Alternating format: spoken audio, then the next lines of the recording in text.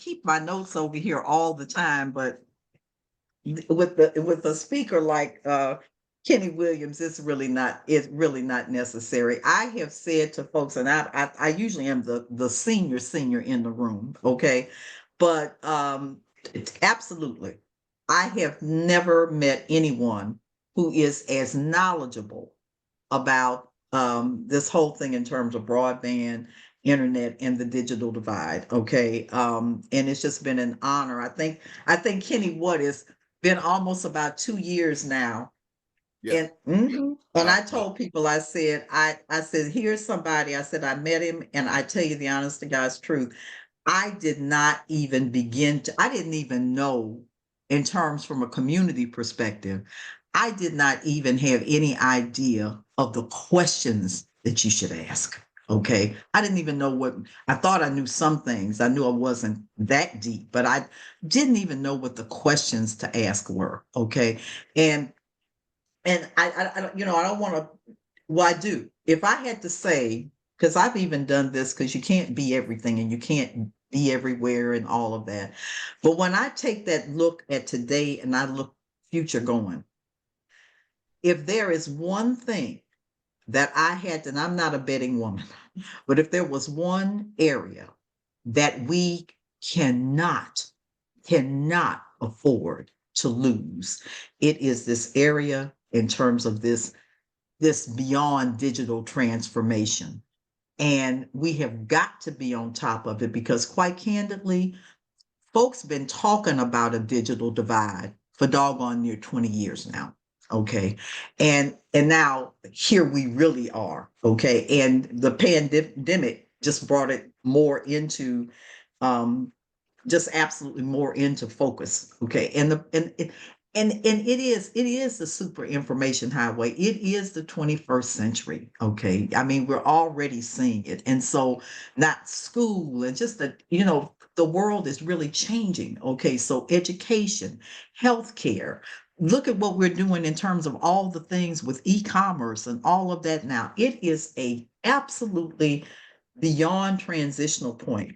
And if you and we do not, in fact, wind up getting this one in and right, the loss of opportunity, it really won't matter what kind of programs, to tell you now, honest to God's truth, will be out there, because if you can't access them and do it affordably and make sure that you have quality and reliability, it'll be, that will be a major stopper. So with that in mind, with also Kenny's going to talk about, and Mr. Williams is just unbelievable. I'm gonna tell you just a little bit. He worked at AT&T. He's done everything. I'm a country girl from rooter to tutor on this stuff. He worked at AT&T from 75 to 2015. He was a member of Communications Workers of America from 75. He has worked as a steward. That's one thing I love about Kenny. Everything he talks about, he's done it. Okay. He's worked as a steward, a chief steward, organizer, bargaining chair, local vice president, local executive vice president, 3 times the head of one of the largest CWAs in the country. I think it was 200 some thousand over in Orange County, and president for 3 terms. And then need I say more? And then he a regional trustee for the Communications Workers of America, their training and apprenticeship trust. Literally what they did was, when the state went in to do the big initiative in terms of broadband, okay, and you have to give it to California. I laugh. I said they had to come and tell him, no, you can't go into retirement. You got to come back. You got to come back, because literally he leads Communications Workers of America's training program across the state. And then I'm in Alabama, and he's been quite gracious. I mean, he really winds up being kind of a mentor for the CWAs around the country and the whole area of training. So with that, did someone, I'm Oh, sorry. I was just muting people. Okay, gotcha.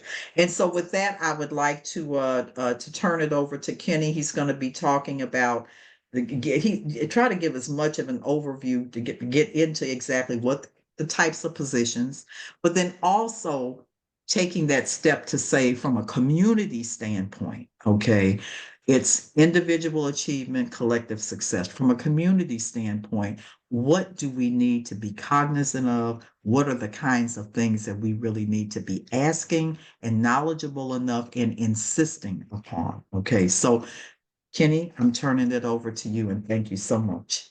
Well, thank you very much for that warm introduction, Dr. Scott, and welcome everyone. I would like to recognize on the call a few of the folks that work with me. Jonathan Alvarado, who is the program administrator for the state of California. He's down here in the IE with me.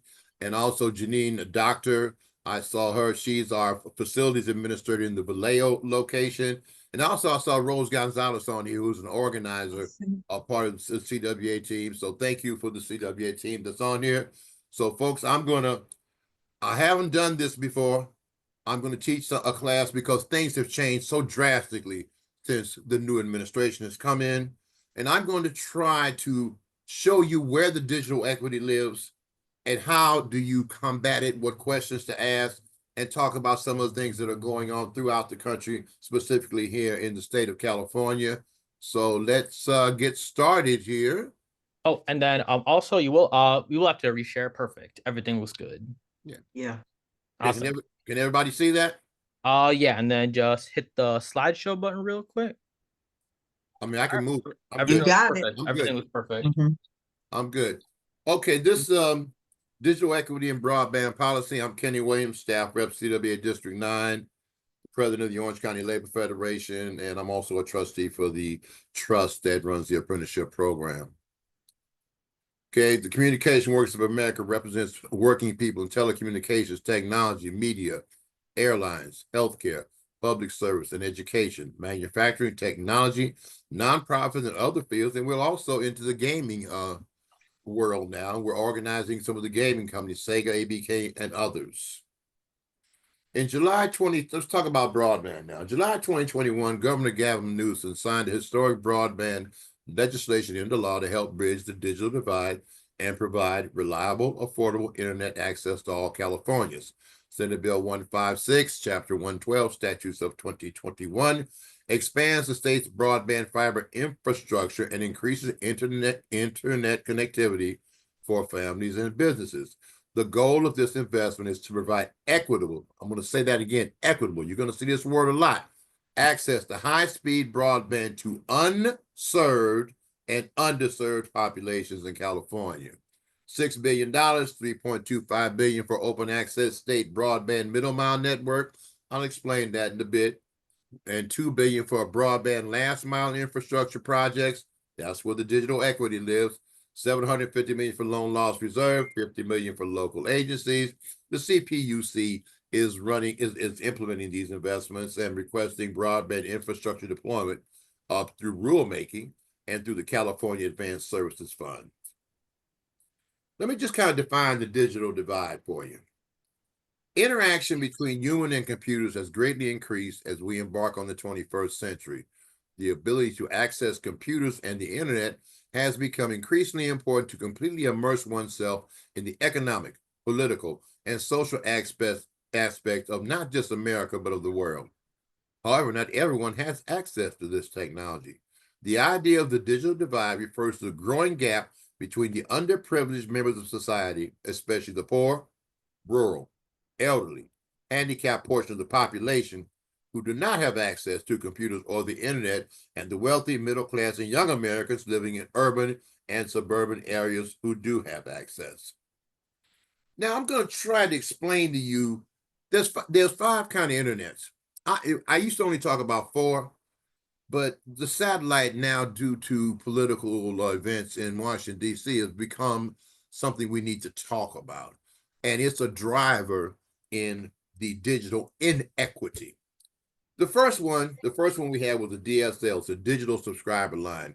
It's dedicated bandwidth to your house. So basically, it's your pipe, your individual pipe. Speeds are slow, fluctuate between 10 and 40 megabits per second. Service only available to those who live close to a provider's central office.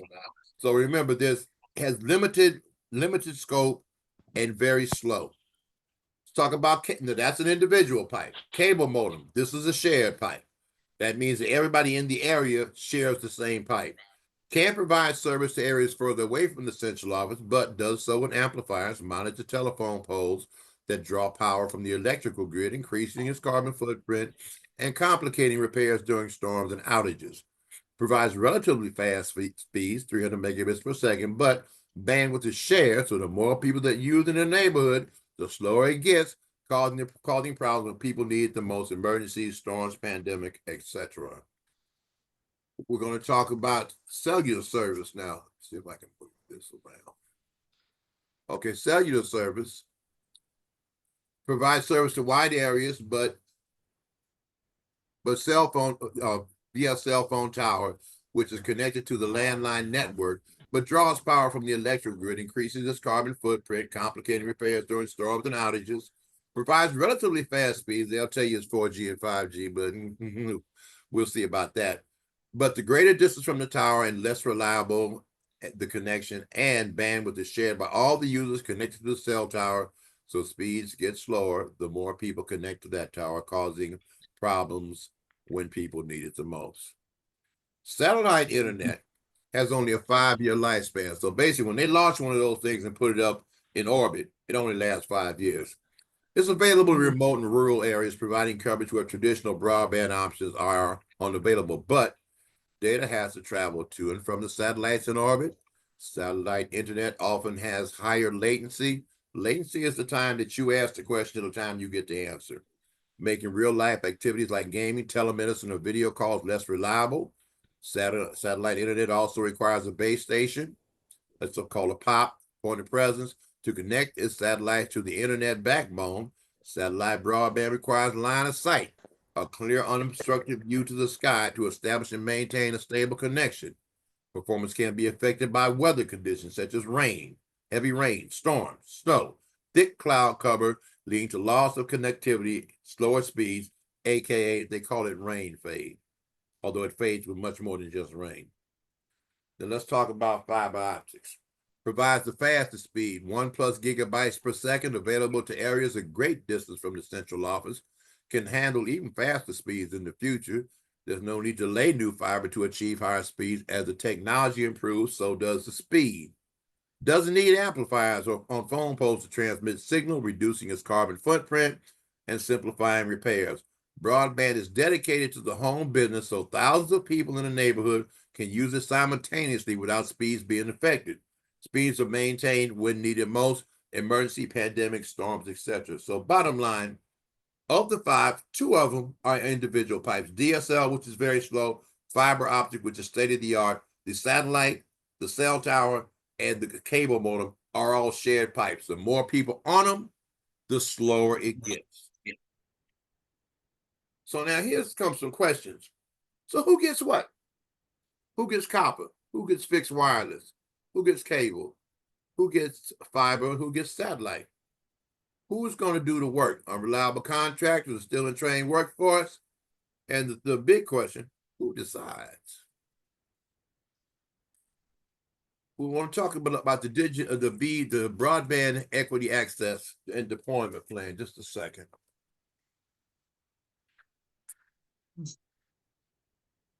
Program. So the purpose of this BEAD program, this was established under the Infrastructure and Jobs Act that was put in place during the Biden administration. So it's $42 billion to deploy broadband around the country. The BEAD program aims to close the digital divide by funding projects that support infrastructure deployment, mapping, adaptation, planning, capacity building, and outreach to local communities. The target areas. The program focuses on expanding internet access to unserved and underserved locations, as well as community anchor institutions, i.e. your churches, your schools. Administered by the National Telecommunications and Information Administration in concert with state and local public utilities commissions. Core concept, fiber is preferred. So a project that say we're going to deploy fiber was going to get funded first and more robustly. A strong emphasis on good jobs, which includes prevailing wage protection for workers on these jobs, encourages local hire that allows people who live in unserved and underserved communities to work where they live. So let me kind of stop there and talk about this. What that means The concept is you deploy the fiber where it's most needed, unserved first, and then underserved communities.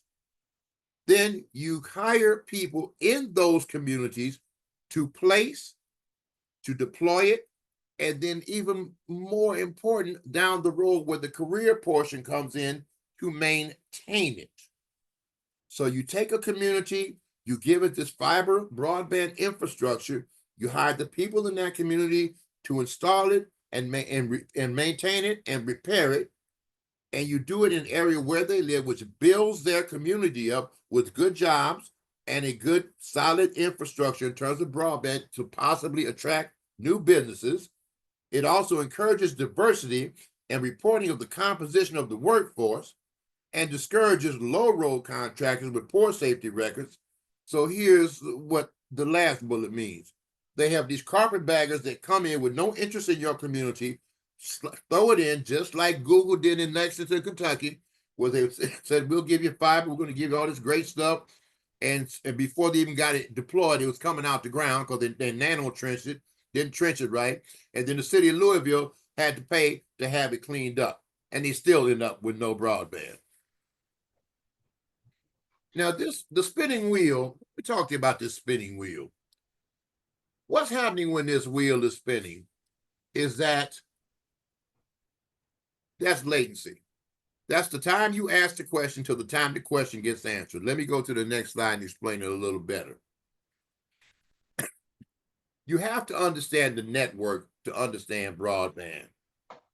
So let me kind of break it down in a scenario like a pipe, because broadband is just basically a pipe. It just holds data. So can you guys see my cursor moving around? Everybody can see that? The cursor where it says cloud servers. Can you see that? Yeah. Mm-hmm. Okay, so think about this as the river or the reservoir or the lake, the source of the water. So the water comes down here through a very large pipe. Let's say it's a 100-inch pipe. Then think about this as the dam. And then to this community right here, there is a 10-inch pipe running along the bottom of the community in the ground, a 10-inch pipe. And let's say, for the sake of argument, I didn't put a lot of lines on here because it makes it confusing. We have 10 homes in this area, 10 homes, 10 inches of water. Each home has a 1-inch pipe. That's digital equity. That's equity. 10 inches of water, 1-inch pipe for every home, 10 homes, everybody has equal access to the water. That's equity. Okay? Now, let me give you another scenario. Let's say that same 10 inches of water is coming in here, and the first person, remember, the water source is over here. And this is applies to data as well. Where is the source? The water source is over here, 10 homes. And this first home decides, you know what? I think we're going to put in a pool. And the contractor tells them that, you know, it's going to take you forever to fill this $14,000 gallon pool with a 1-inch pipe going to your home. So you see, I think I want to increase that from the main, the 10 inches, to 4 inches.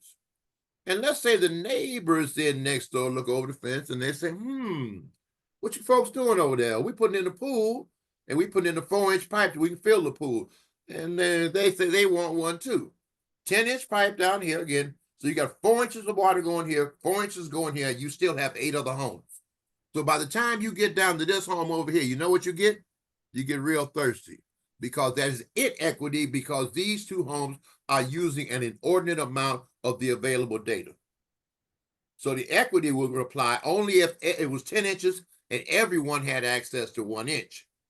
Now, let's say that this pipe down here that's coming from the dam and from the reservoir is a 20-inch pipe, but you still only have 1-inch pipes going to everybody's home. So in other words, 10 homes, 10 1-inch pipe going to a 20-inch pipe or 40-inch pipe or 100-inch pipe.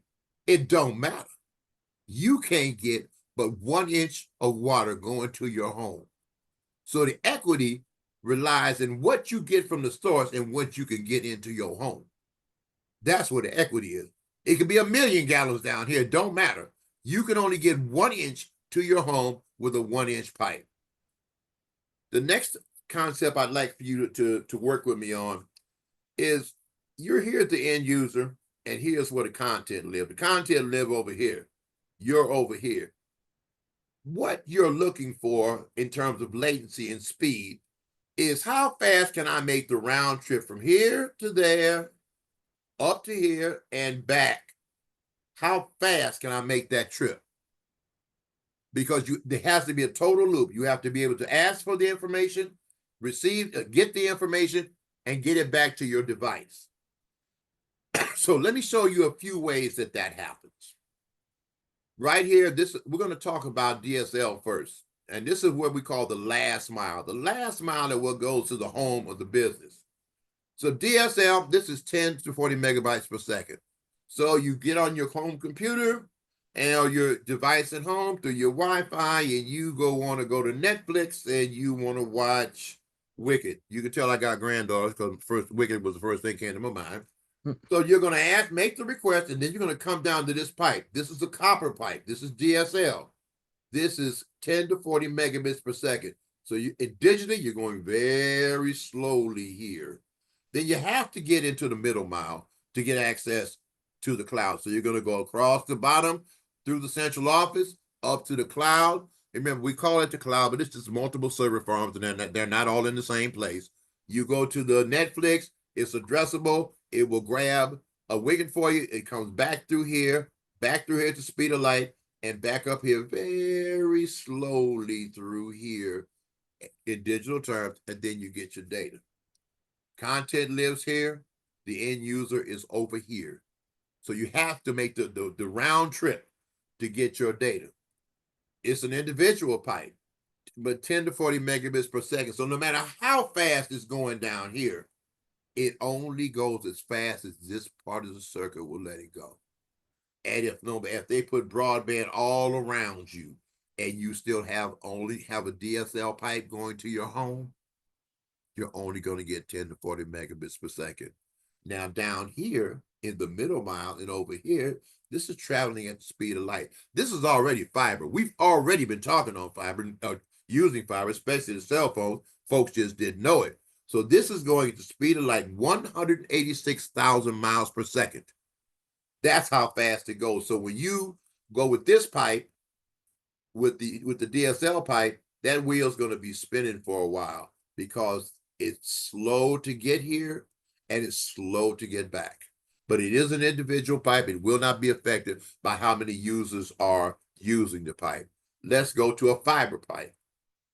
You ask for your movie. It goes down here at the speed of light, here, here, here, here, here, here, and back here in nanoseconds because it's traveling at 186,000 miles per second. There is no slowdown here.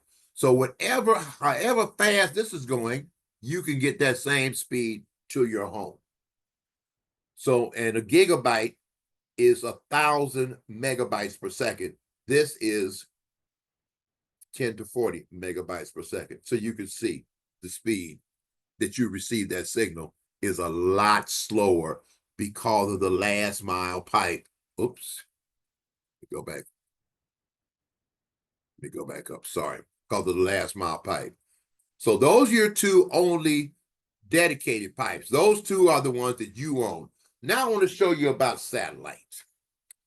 So here's what happens with satellite. In order for satellite to work, you have to have a dish on your house. It has to have line of sight. Anybody got DirecTV?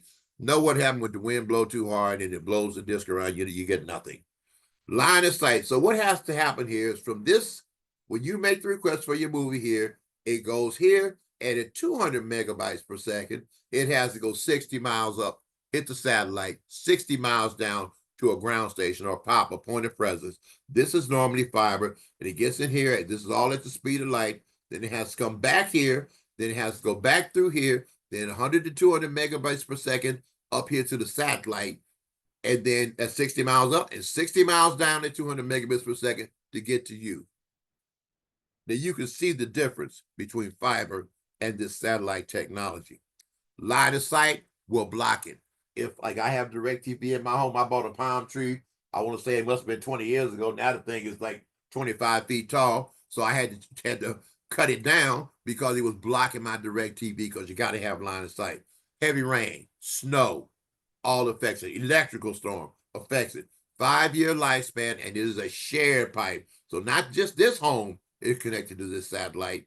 In this scenario, all the homes that are connected to this satellite could be affected because it's a shared pipe. So basically, if you're getting 200 megabits per second up and into the satellite, and it's trying to send 1,000 people's worth of data through here, the digital equity lives here and it lives there, because there's nowhere near the 1 gigabyte per second that you're going to get in the last mile of a fiber optic cable. This is 1/5 at best. This is 1/5 at best after it takes a 60-mile trip up, a 60-mile trip down, back through over to the server, and back up 60 miles back up, 60 miles back over. And that's what they're trying to push right now. And because Elon Musk owns it, Starlink. So hopefully I've made it clear to you the difference between a shared pipe and an individual pipe and the path you have to take. Now let me go to the next slide, and I'll Excuse talk me? about the two I other. actually do have a quick question. So Sure. it's fiber all the way from the cloud servers to the house, right? That's what you're saying? That if you have fiber to the home, yes, you have fiber all the way through. The backbone is fiber, and then you have a network operating point right here, and then you have fiber all the way to the home to your device. Now, obviously, when you get to your device, your end user device, your cell phone or your computer, it just has to be able to accept the speed that fiber can provide through the modem or through a modem or your Wi-Fi. All right, that's what I was wondering. Okay. All right, thank you. So now let's talk about the two other shared pipes. Let's talk about the cable modem. The cable modem connects to your home.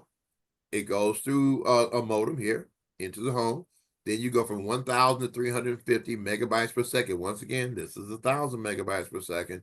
So this is kind of where the digital equity lives, the speed here and here. Now, once you get here, bam, bam, bam, and then back, then it slows up again here, and then it slows up again here. And remember, this is a shared pipe, so everybody around this in this system, in this particular system, will then, and on this pipe, so this could go down below 100 based on the volume that is coming, based on an emergency. And if you're using it, remember, you're using it for your broadband, you're using it for your Wi-Fi, you're using it for your VoIP, you're using it for everything. This can get very slow if everybody goes off hook at the same time. So that's where the equity lives, right there. Just like with the water. Remember, if you could have 1,000 inches of water down here, but if you only got a 1-inch pipe going to your home, that's all you can get is 1 inch. So let's talk about the cell tower. Same concept. Here you got to have a little femto cell, a little micro cell. It goes to the cell tower, the macro tower. But then right here in this particular part, there are what we call electronics. Remember, this is a wireless signal. It goes here, and it's powered by commercial power with battery backup, and there are switches which turns it into light. And then you go here, here, here, here, here, and then back over to here. But this is a shared pipe too. And let me just tell you, when they engineer these cell towers, the reason they want to use the cell tower because it exists already. It's a technology that already exists. So there's not a lot of infrastructure. All they're going to do is put more people into a system that already exists. If you lose power right here, commercial power, we had to run a bill last year in California, AB 2765, I believe, and they pushed back and spent millions because they didn't want to maintain the battery backup right here. If you lose commercial power here, and after 4 hours, you lose the backup, because you're supposed to have at least 4 hours of backup. Your cell phone, that 11, 12, $1,500 cell phone you got is a paperweight, because you get nothing. Right here, you get nothing. Now, but other than that, it's pretty good, except they have radios on each of these cell towers. And once the radios get maxed out, even if this is good, you're not going to be able to make a connection. And when they build these cell towers, what they do is they say, okay, I'm just going to pick some numbers down for the purposes of an example. I'm going to have 1,000 cell phones around me at any given time, but only 600 of them will be working. So they don't give you 1,000 pass for 1,000 cell phones. They'll give you 600, 700, or 800 pass. If they all go off hook at the same time, the electronics can't handle it, the radios can't handle it, and you have nothing. So in case of emergency, earthquake, or some kind of natural disaster, you know what happens. People will get their cell phone, you dial 911. You won't get it. And then you know what people do? They call it again.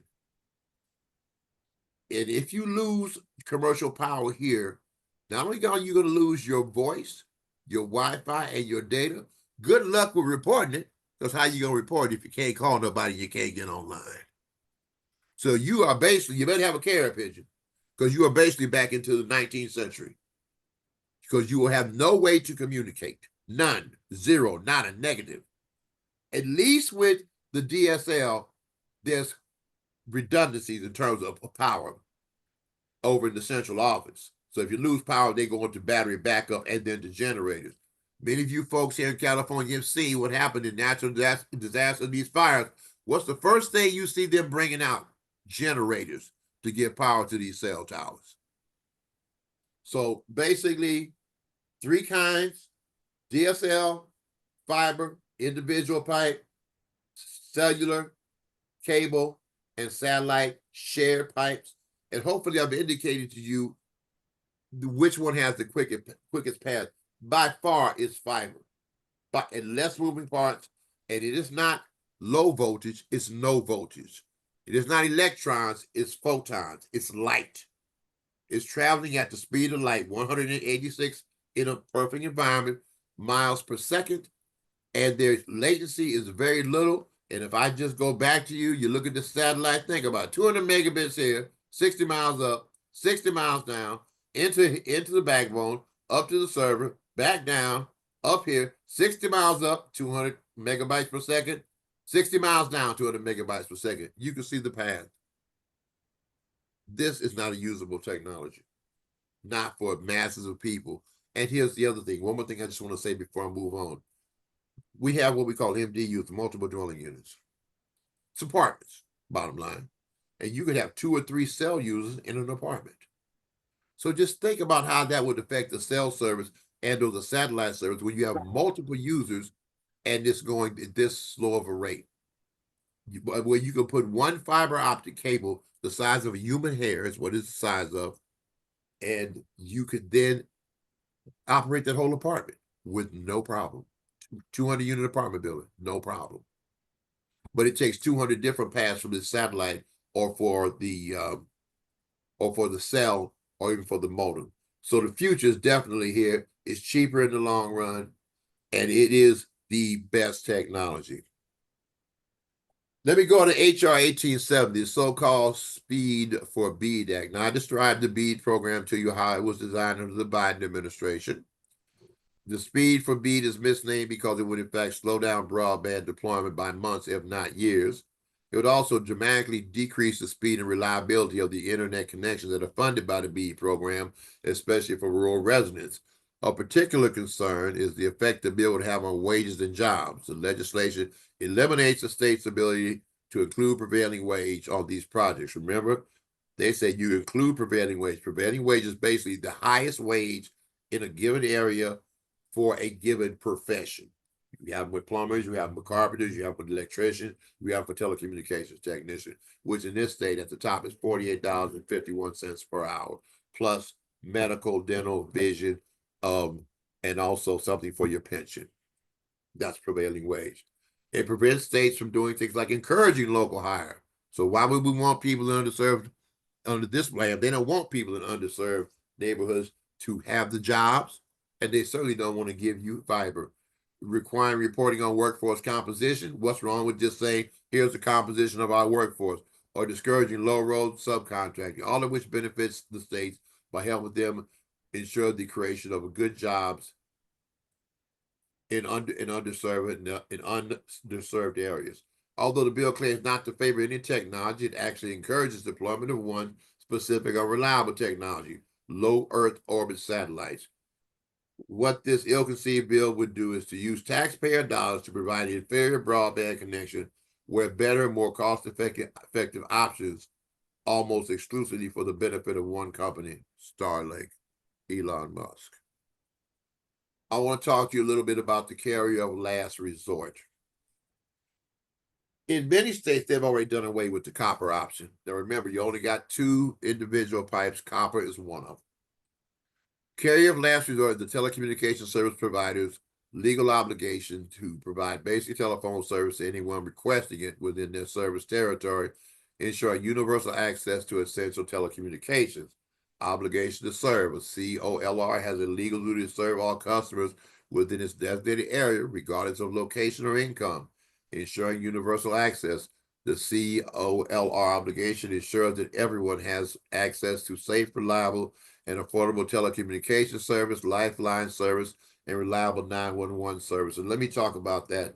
Lifeline service is what folks that are disabled or folks that are elderly that don't have on a fixed income can get a copper connection, a dial tone connection with a good 911 information, because there's a 911 database attached to the copper network. If you have your location services turned on your phone, it's pretty good. But if it's turned off and you don't have a GPS on your phone, if you dial 911 from a cell phone, they know about where you are, not exactly where you are. So they want to take that or that'll build in. They keep it at a low price and it's regulated. The background, AT&T, which is the primary ILEC here in California, petitioned the CPUC to be absolved of its carrier of last resort obligations, as well as eligible telecommunications carrier, ETC. The CPU denied the petition with prejudice, which means they said don't bring that back here no more. The CPUC established a rulemaking procedure to consider changes to commissioner's carrier of last resort rules. Then they ran a bill. They got kicked out by the CPUC. They ran a bill, AB 2747 by McKenna. We were able to kill it in 24. Now, I'll be doggone, they're bringing it back as AB 470, which allows AT&T to say, you get service on this street, but you don't get service on that street. And we need to hold their feet to the fire and defeat this bad bill, because then what happens to the folks that are, and we still have elderly folks and disabled folks that are on that lifeline service, and they try to price you out of the copper service because they don't want to maintain it, not because they don't make money, they just don't make enough money. Okay, now this is something that we're talking about in terms of the bill I just spoke of. Tell the NTI, the National Telecommunications Information Administration, to stand up to pressure to redirect funds to unreliable satellite internet service and continue to create good union jobs by investing in reliable high-speed fiber internet. You folks just have a minute. If you're inclined to, take your phone, take this QR code. It'll take you to Protect Our Job, take you to CWA.org, and it will give you some information, show you a way to sign our petition. And what we're basically saying is, let's not give poor people or underserved communities the worst technology just because they're underserved. Let's put it where it's needed. And when you put it in, you got to do it one time and put it in one time right by a skilled and trained workforce. I don't know how many. I bought my house in 2003 here in Corona. I got windows still here. It's glass. It'll last forever. It's not, it doesn't affect by electrolysis, or although if it gets wet, copper don't act well. This is glass. It'll work forever. You deploy it once, it will work, and you train the folks in your community, in that same community, to do the work. You invest in them, you train them, and they can take this training anywhere in the country and be a journeyman to do this kind of work. And they're doing this all over the country. Next thing I'd like to talk about, just in closing on this particular section, fiber optics is a vital part of the infrastructure needed to support the jobs of the future, especially advanced manufacturing. You can't have it without a good pipe, without a pipe that can take advantage of AI, that can take advantage of telemedicine. How are you going to bring factories into your communities? It's just like roads and electricity. In this world, the job of the 21st century, data is currency. It's the new currency. It's money. You need to have that to bring the new manufacturing, the advanced manufacturing, into these unserved and underserved neighborhoods. Provide quality jobs and raise up the folks in that neighborhood. Okay, I'm going to talk to you a little bit. How much? Oh, I'm doing okay. On time. CWA Justice, it's our apprenticeship program. Jonathan, as I said, is our statewide program director. Janine, she's up in Vallejo in our brand. That's our newest location. And we have Jim and Louis in San Jose. We have 3 locations. A CWA District 9 Apprenticeship and Training Trust, a state and federally approved training program developed to address the growing need for qualified certified technicians in the telecommunications and fiber optic industries. Our program is a joint effort between the communication workers and the American Communications Contractors Association, proud to be certified by the U.S. Department of Labor across the state and by the Division of Apprenticeship Standards in all counties north of Kern County. We provide OSHA authorized, and let me just stop there. We train on OSHA 30. We train our people to be safe. We train our people to come back to their families at the end of the day. Because if you're working in the ground and you're working on a pole, or if you're working close to power, you need to understand how to work safely, as opposed to just taking the kid out there, throwing him out there, and getting him hurt and then sending him home. We don't do that. We won't do that. Industry recognized certification in telecommunications and fiber optics at no cost to apprentices. Apprentices receive college level training in partnership with Chabot College and earn credit toward a degree. Our program doesn't just give you college credit, it sends you toward a degree. And they're on the job training directly with participating companies. These are our locations and the email addresses of our 3 facility administrators in Johnson, down in Riverside. The goals of our program is to provide a career, not just a job. We're talking careers here. We're talking about stuff you can raise a family on, stuff you can take a vacation on, stuff you can build generational wealth on. As I said, $48.51 per hour, and it's about to go up to over $50 an hour for this kind of work. And this is the work of the future, because fiber is the future. It will be there.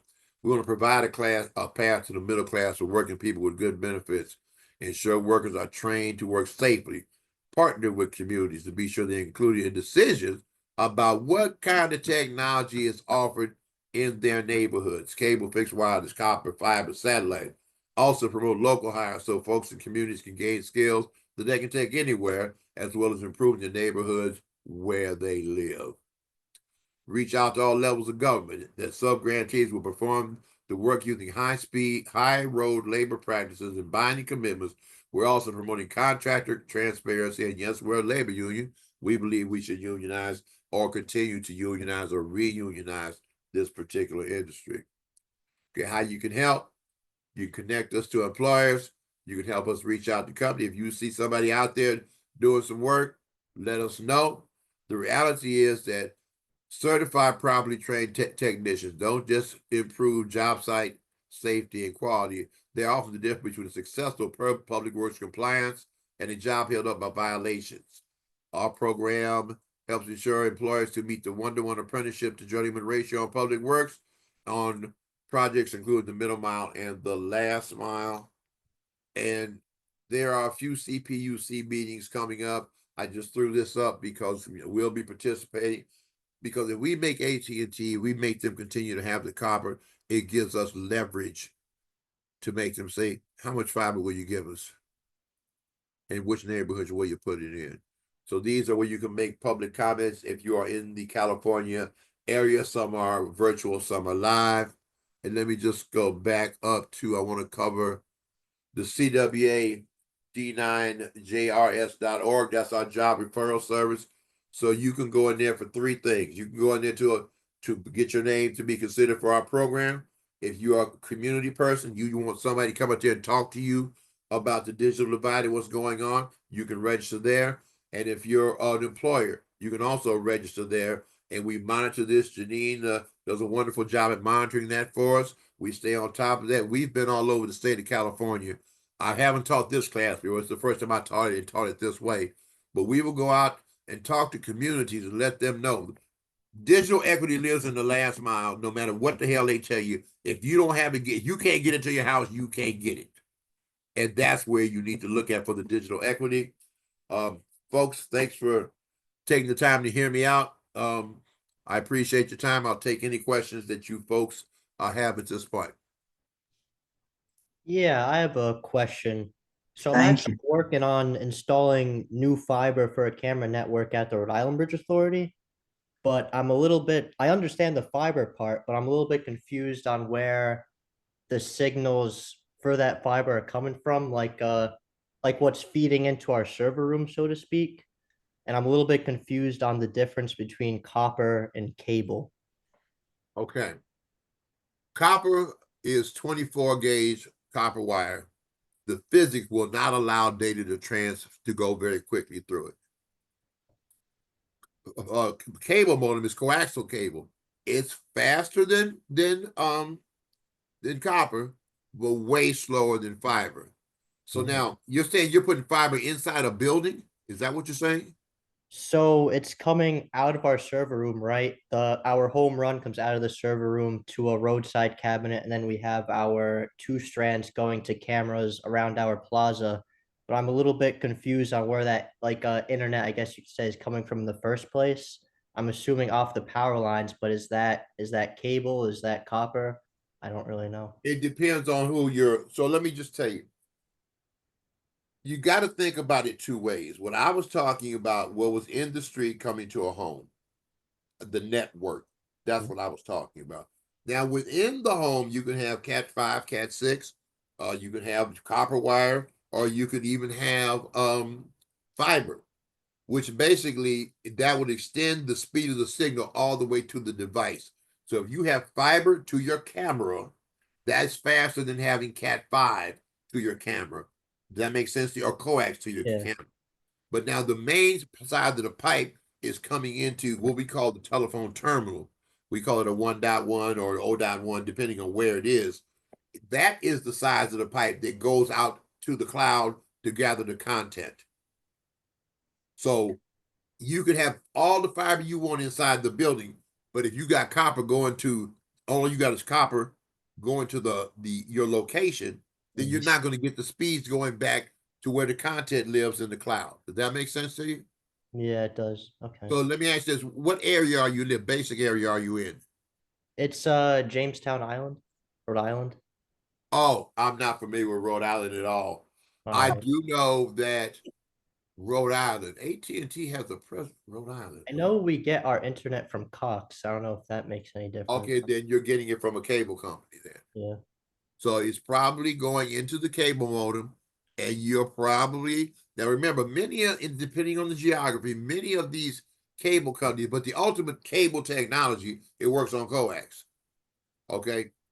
And at some point you're going to be on coax. Now, many of them are putting fiber in the ground too, because they understand they can't compete with the speed of fiber unless they speed it up. So they'll send it. It's kind of like this. Let's say you're on a 1-lane highway and there's traffic for 10 miles, then it opens up for 60, and there's traffic for another 10 miles. They're trying to speed up that time on that 60 to make up for the time that it's slow. So it will be spots of fiber in it, but ultimately the coax, the physics will not allow it to get the speed of a fiber optic cable. So you got to think about it as a pipe coming into your home, and then the end users, you can have fiber or coax or Cat 5 or Cat 6, whatever you want to have going out to the devices. But that's basically how it works. Did I answer your question? Yeah, it does actually clear things up. I appreciate it. Okay. Thanks. Thank you. That is very helpful.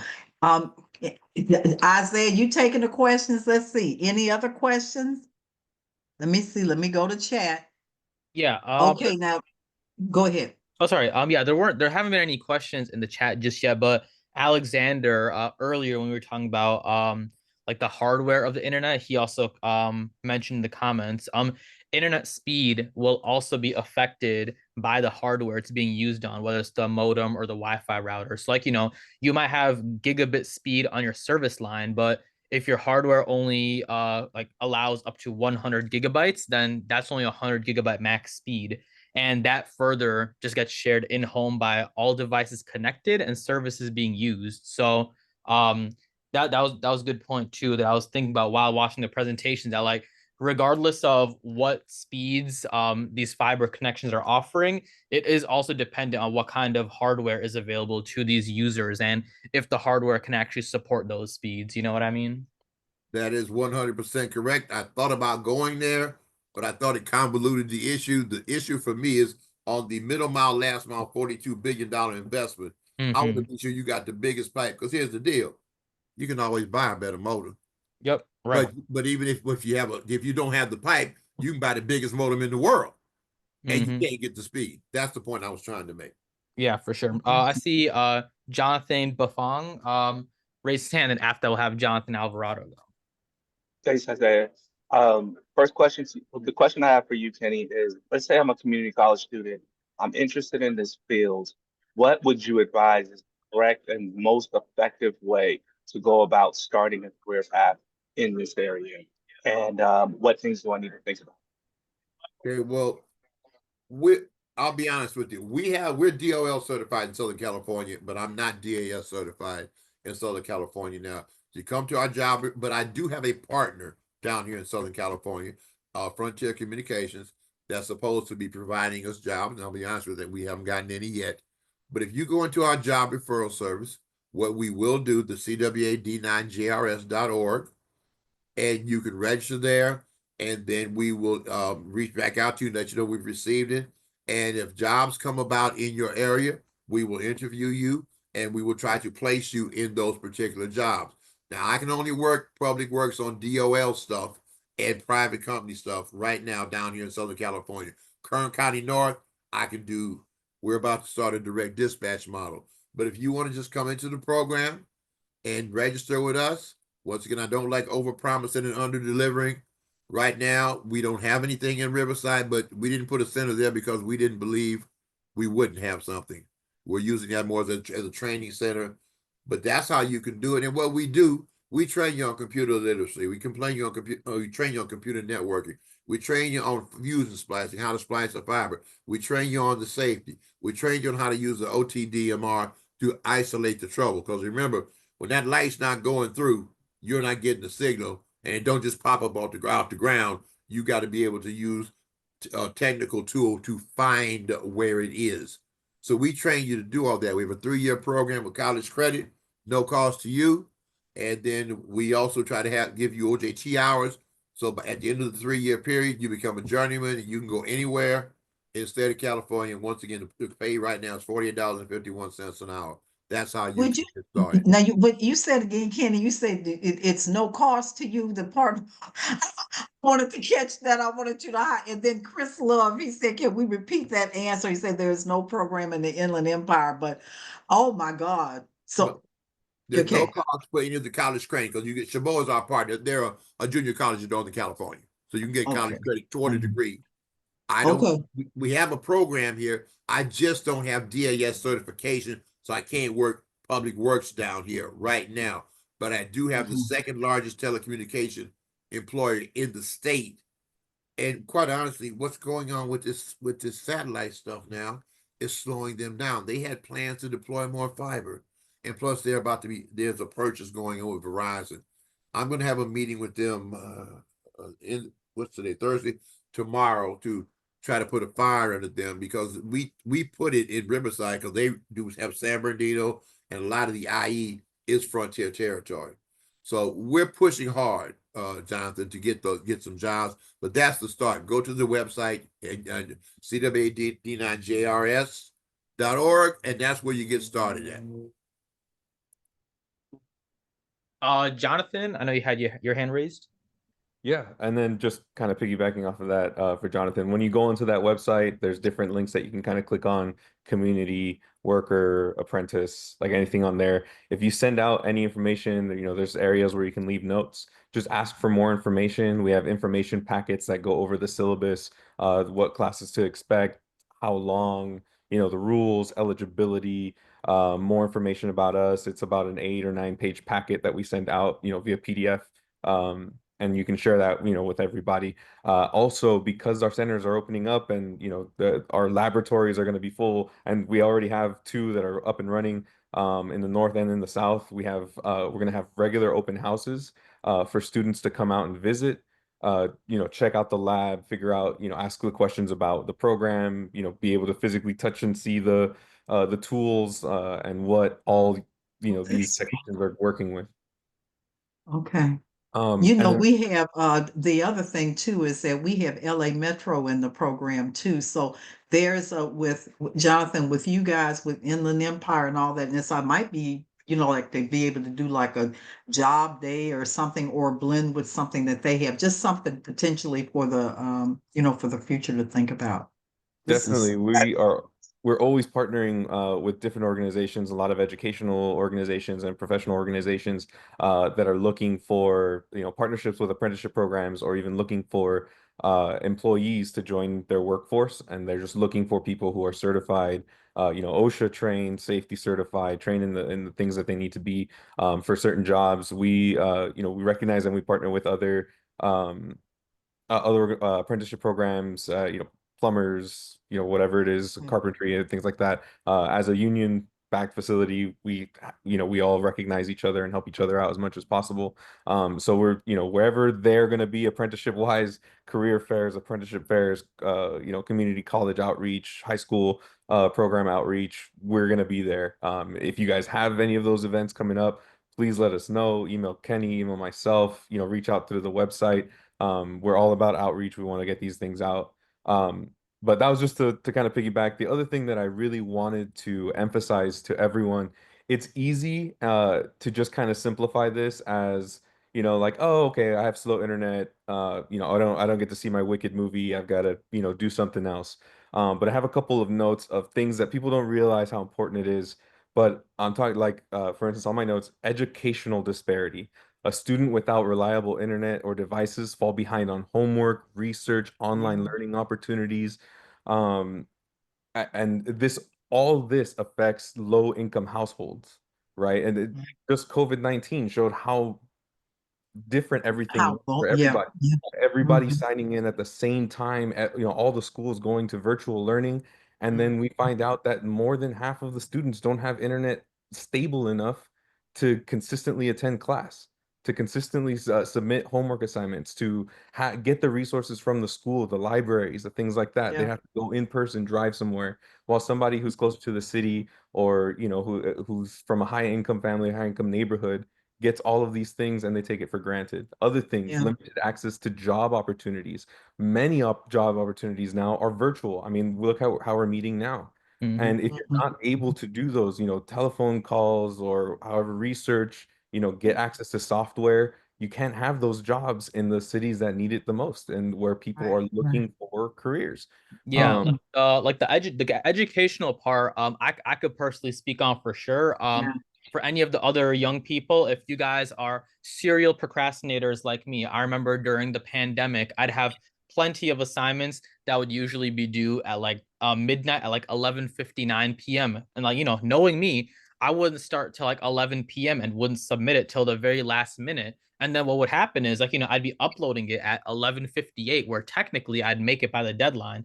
But then, like, all the internet stuff happens, the Wi-Fi starts squeaking. All of a sudden, it's 12:01 and my assignment is late. You know what I mean? Now, one could say, "Oh, I should have just been smarter and just completed the assignment way earlier." But that takes away from the point where that the internet issue shouldn't even be a thing in the first place. So that if someone's in a situation where they have to upload it last minute, their own connection shouldn't be the reason why they're unable to fulfill like their educational duties, especially with so many assignments being virtual these days, virtual school becoming a lot bigger too. So a lot of things to consider there for sure. Yeah, and Yeah. even before the homework assignment is due, just registering for classes. They give you a set amount of time. Okay, A through L is going to all register at this place for these 2 hour windows. But if you don't have internet, all the other people are going to be able to register for the class. And by the time you Right. refresh the page, there's no classes available. They don't fit your schedule. You're probably working student, so it doesn't match with your work schedule. So you can't go to school. You can't improve. You don't get your certificates. It's Yeah. it's bigger than that I'm saying. And again, I just want to again emphasize healthcare. No, Jonathan, you spot on. Right before we started, when it first hit me was when the pandemic first started and everybody was going virtual, had gone virtual.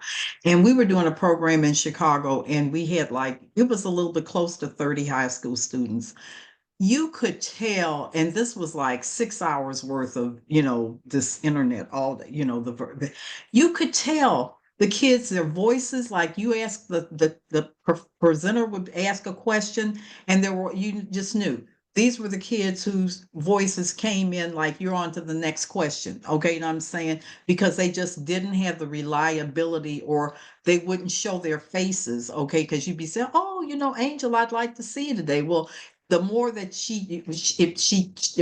her service was better if you didn't see her. I mean, so my point being, what kind of quality is this? What kind of motivation? It's not, okay, you know what I'm saying?